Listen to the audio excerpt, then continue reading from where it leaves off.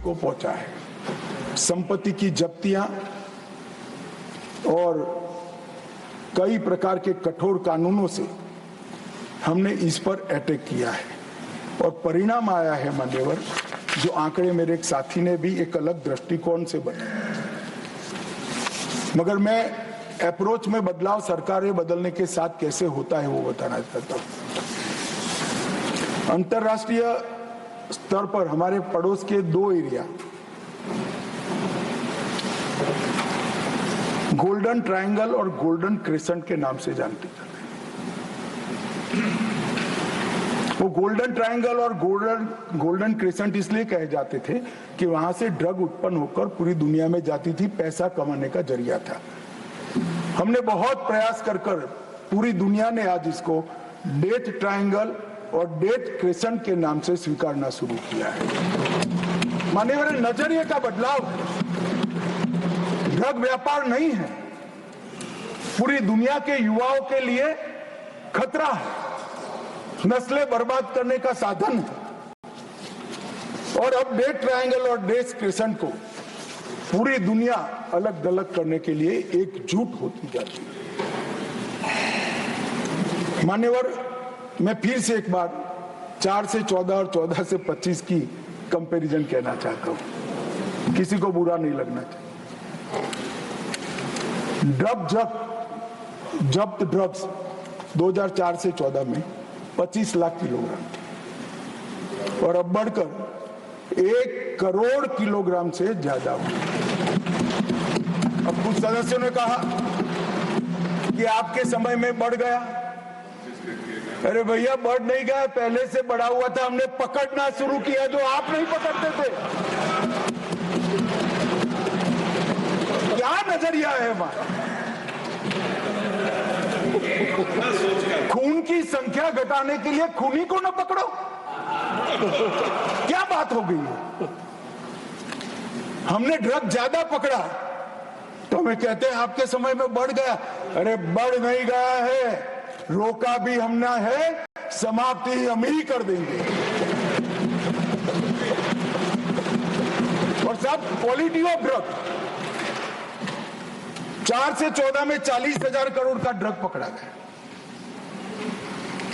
और अब 1,50,000 करोड़ रुपए का ड्रग। क्योंकि ये जो एडकोड की सिस्टम बनी है, हमने इन्वेस्टिगेशन की पद्धति में बदलाव किया, माननीय, इसका परिणाम। और गत 5 साल में 14,000 करोड़ से अधिक का 23,000 किलो सिंथेटिक ड्रग भी हमने नष्ट कर दिया माननीय। और डिस्पोज पकड़ा हुआ उनका हमने जलाया। इन्होंने 10 साल में 3,36,000 करोड़ का केजी ड्रग्स जलाया, हमने 31 लाख केजी।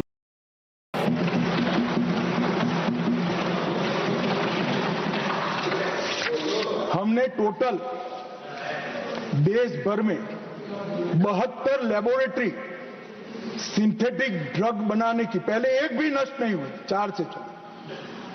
हमने 72 लेबोरेटरी को पकड़कर नष्ट करने का काम किया है, इनकी संपत्ति को। अफीम की विनिष्टीकरण, एकड़ में मैं आंकड़ा कहता हूं, पहले मैक्सिमम आंकड़ा 300 एकड़ था आपके जमाने में। 2020 में 10,700 एकड़, 21 में 11,200 एकड़, 22 में 13,700 एकड़, 23 में 31,000 एकड़ और 24 में जून तक 10,000 एकड़। पहले 300 एकड़ से बढ़ता नहीं था। हमने ड्रोन का उपयोग कर सैटेलाइट का उपयोग कर अफीम की खेती को नष्ट किया। अफीम ही नष्ट कर देते हो तो न बचेगा बांस, न बनेगी बांसुरी।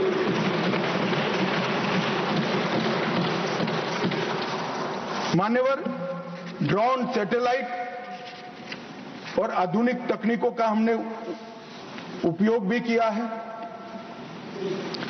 और कुछ मामले कांग्रेस के समय में 1,73,000 दर्ज हुए थे, हमने 6,56,000 मामले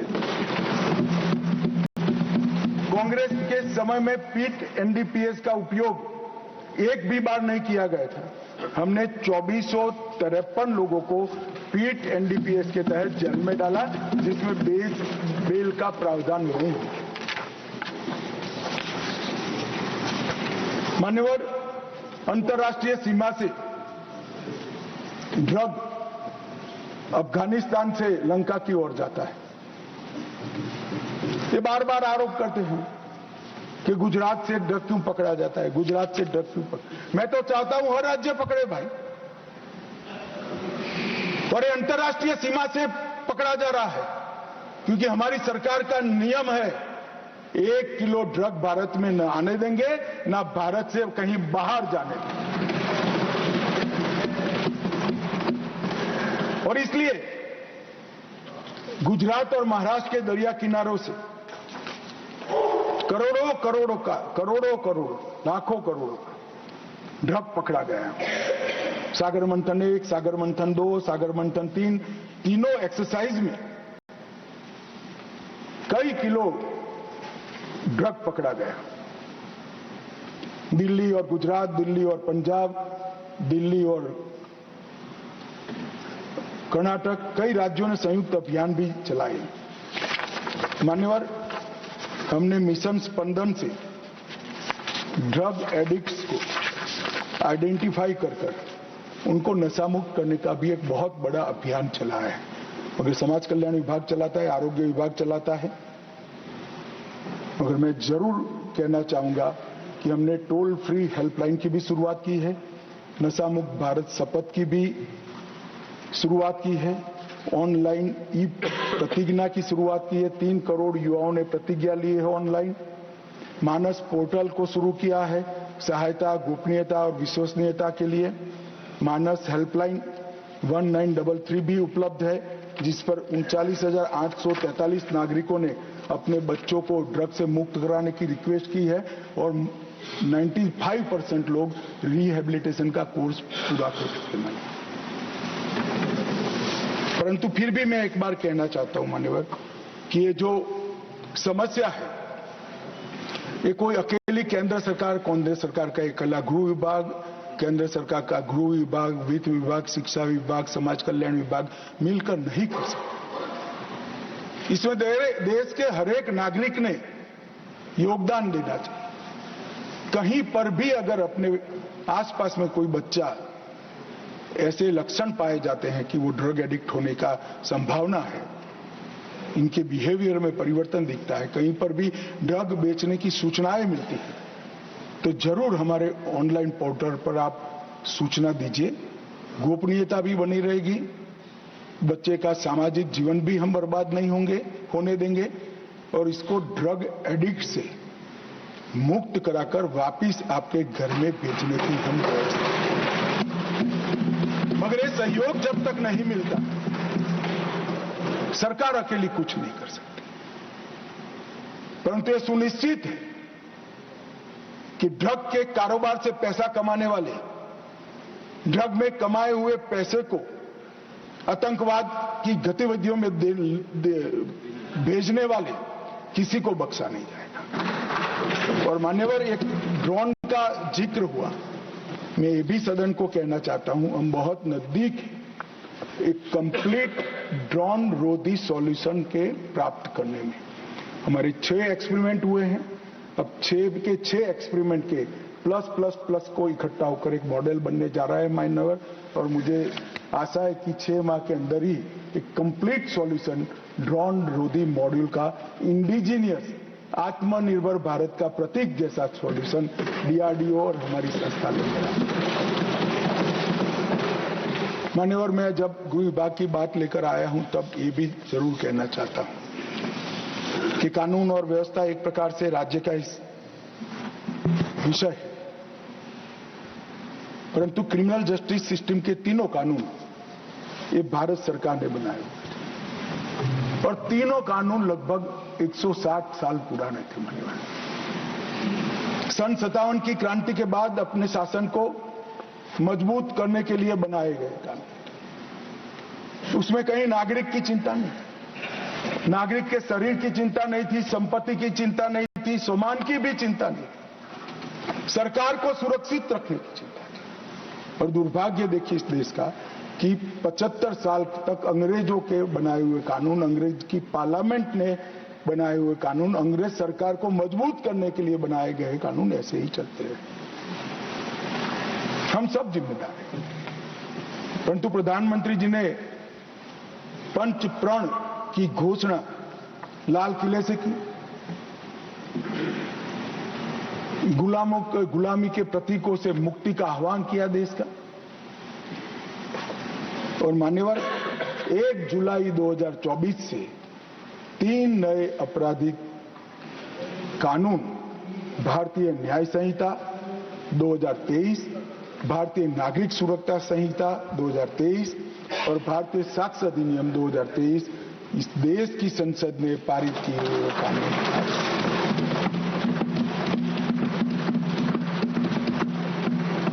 और 1 जुलाई से मान्यवर कानून पूरे देश में लागू हो गए। चंडीगढ़ पूर्णतः लागू करने वाला पहला राज्य भी बना है। कई सारे राज्य इसमें आगे बढ़ गए। इसके डिटेल में जाने से पहले मैं कुछ चीजें जरूर बताना चाहूंगा। मैं देश के नागरिकों को आपके माध्यम से आश्वस्त करना चाहता हूं कि 3 साल तक इस कानून 100% हर एक राज्य के हर एक पुलिस स्टेशन में लागू हो जाएंगे, क्योंकि इसमें कुछ टेक्निकल अपग्रेडेशन भी करना है और कुछ चीजों को अडॉप्ट करना है। ये हो जाने के बाद देश के किसी भी पुलिस स्टेशन में रजिस्टर किया हुआ केस सुप्रीम कोर्ट तक 3 साल के अंदर न्याय प्राप्त कर लेगा। ऐसी व्यवस्था हमने इसका, मैं बेरोक-टोक कह सकता हूं, विश्वास के साथ कह सकता हूं, 20वीं शताब्दी का ये सबसे बड़ा रिफॉर्म है। और तकनीक की दृष्टि से हमारे कानून विश्व भर में आधुनिक, विश्व भर में आधुनिक। और मान्यवर 2 सिद्धि के दर में हम दुनिया के देशों के समकक्ष तो पहुंचेंगे ही, कुछ साल में आगे भी निकल गए। मैं आसाम गया था अभी, वहां रिव्यू हुआ। आसाम में 2 सिद्धि का दर 5% था। कुछ और भी बदलाव हुए वहां पर, सरकारें भी बदली है, शासन भी बदला है और कानून भी आए। और नए कानून होने के बाद जो एफआईआर रजिस्टर हुए और जो जजमेंट आ गए कम समय के अंदर, इसके अंदर 2 सिद्धि का दर 68% आसाम में है। क्योंकि मान्यवर इसके अंदर फॉरेंसिक साइंस को बड़ा महत्व दिया। 7 साल से ज्यादा सजा वाले हर अपराध में फॉरेंसिक साइंस लेबोरेटरी की विजिट को कंपलसरी कर दिया गया। तो जहां तकनीकी साक्ष्य उपलब्ध होता है, फॉरेंसिक साइंस का साक्ष्य उपलब्ध होता है, वहां और साक्ष्य की जरूरत नहीं है। तो 200 साक्ष्य की फौज भी पुलिस नहीं लगाती है और वो आधार पर ही आपका फिंगरप्रिंट मिल गया, सीन ऑफ क्राइम से मिला, डीएनए मैचिंग हो गया, आपका मोबाइल का टावर वहां लोकेट करता है और कुछ बाकी नहीं बचता है, सजा हो जाती है। और नजर से देखने वाले साक्ष्य की भी जरूरत नहीं है। भाई तेरा लोकेशन वहां है, तेरा डीएनए मैचिंग हो गया और तेरे फिंगरप्रिंट भी मिल गया, बचा क्या? और कई ऐसे दोष सिद्ध हो चुके। पटने में ही एक ट्रिपल मर्डर केस 46 दिन में सॉल्व हो गया और 100 दिन के अंदर उनको आजीवन कैद की सजा भी। इसमें कई जगह पे मान्यवर समय मर्यादा को, पुलिस, प्रोसिक्यूशन और न्यायपालिका तीनों की समय मर्यादा को कानून के प्रोविजन से बांधा गया है। तारीख पे तारीख से अब मुक्ति मिलेगी, 2 से ज्यादा डेट ना बचाव पक्ष को मिलेगा ना प्रोसिक्यूशन को मिलेगा। 35 अलग अलग सेक्शंस में टाइम लिमिट जोड़ी गई। इलेक्ट्रॉनिक माध्यम से आप शिकायत कर सकते हो। पहली सुनवाई के 60 दिन के अंदर आरोप तय करने, घोषित अपराधी की अनुपस्थिति में जो अपराध कर पाकिस्तान में भागकर बैठे उन पर भी अब ट्रायल चल सकेगी। जब यहां वो दोषित सिद्ध होंगे तो उनको वहां रहने में बड़ी तकलीफ आएगी। आपराधिक मामलों के मुकदमे की समाप्ति के बाद न्यायालय को सिर्फ 45 दिन में जजमेंट दे देना है। सामुदायिक सजा का भी इसमें प्रावधान किया है छोटे अपराधों के लिए, पहली बार के अपराध के। 5,000 रुपये से कम की चोरी के लिए कम्युनिटी सर्विस का प्रावधान किया गया है।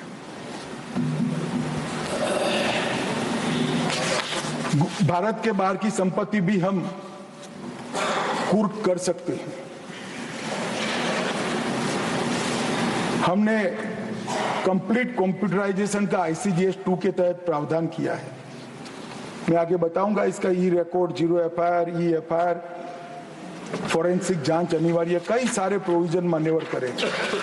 डायरेक्टर ऑफ प्रोसिक्यूशन का अलग, इसको पुलिस से अलग कर दिया गया है।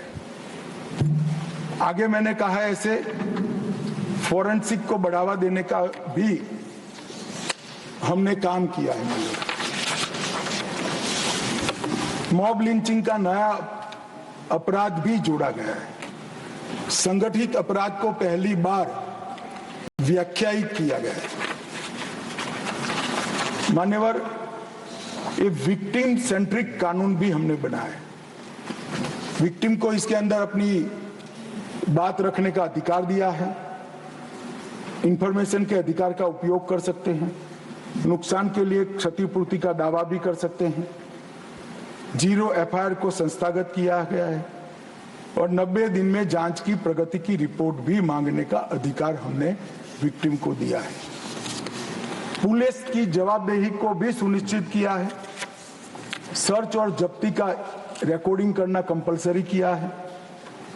गिरफ्तार व्यक्तियों की सूचना देना अनिवार्य किया है। 3 वर्ष से कम कारावास के लिए अरेस्ट का प्रोविजन नहीं है। 60 वर्ष से ऊपर के उम्र में पूर्व अनुमति के अलावे अरेस्ट का प्रोविजन नहीं है। गिरफ्तार व्यक्ति को 24 घंटे में मैजिस्ट्रेट के सामने न रखने से जवाबदेही तय होती है और पूछताछ के लिए लाए गए व्यक्तियों का रजिस्टर भी पुलिस स्टेशन के बाहर लटकाना होगा। 20 ऐसी धाराएं हैं जिसमें पुलिस की जिम्मेदारी हमने तय की। अंग्रेज राजद्रोह का कानून लगा कर गए थे। राज के खिलाफ बोलना नहीं थी। हमने राजद्रोह के कानून को देशद्रोह में बदला है। आप प्रधानमंत्री जी के खिलाफ तो कुछ भी बोल सकते हो, कोई आपत्ति नहीं, कायदे के मर्यादा में, मगर देश के खिलाफ नहीं बोल सकते। देश के खिलाफ बोले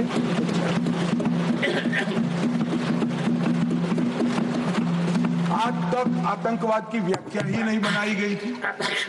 पहली बार आतंकवाद की अधिकृत व्याख्या बनाई है। तकनीक को बढ़ावा दिया गया है। इलेक्ट्रॉनिक और डिजिटल साक्ष्य माने जाएंगे। डिजिटल तरीके से देश में कहीं पर से आप गवाही दे सकते हो। जेल से कोर्ट में जाने की किसी को जरूरत नहीं है। कोई ऑफिसर को अपनी ऑफिस से ही गवाही देने का अधिकार दिया है और समरी ट्रायल को भी छोटे मोटे अपराधों के लिए हमने कंपलसरी कर दिया है। अंडर ट्रायल को निश्चित अवधि के अंदर केस नहीं चलता है तो शासन की जिम्मेदारी होगी इसको बेल दे देने की।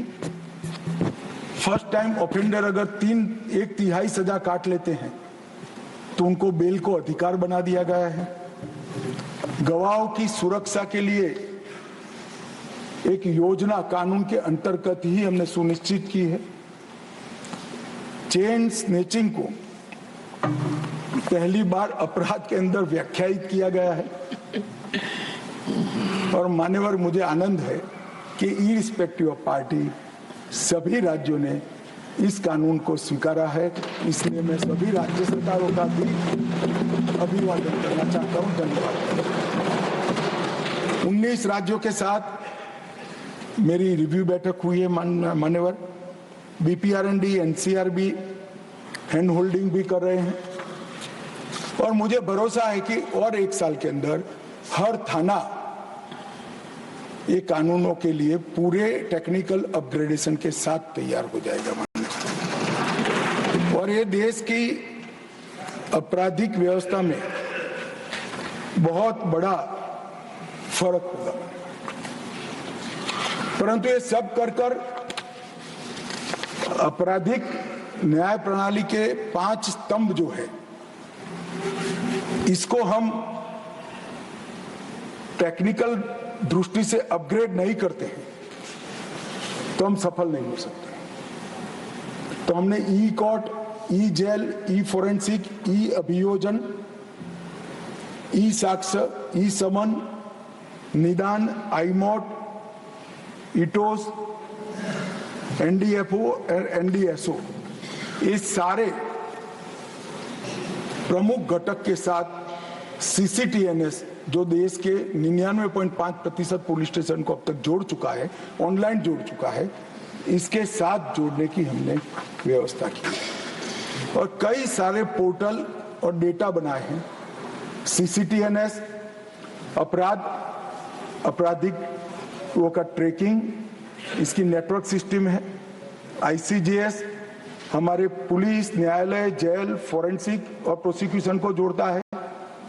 1930 ये साइबर अपराधों के लिए हेल्पलाइन है, उसको भी इसके साथ जोड़ दिया है। मैप ड्रग्स ऐप वो नशीली दवाइयों के कारोबार के गुनेगारों को जोड़ता है। एनकोड सारी नशीली दवाइयों की सूचनाओं को इसके साथ जोड़ता है मान्यवर। मानस हेल्पलाइन वो गोपनीय सूचना ड्रग एडिक्ट्स की देने के लिए इसके साथ जोड़ी है। नफीस इसके अंदर 1 करोड़ 6 लाख अपराधियों का फिंगरप्रिंट हमने करा है, जिससे तुरंत ही अपराधी की पहचान हो सकती है।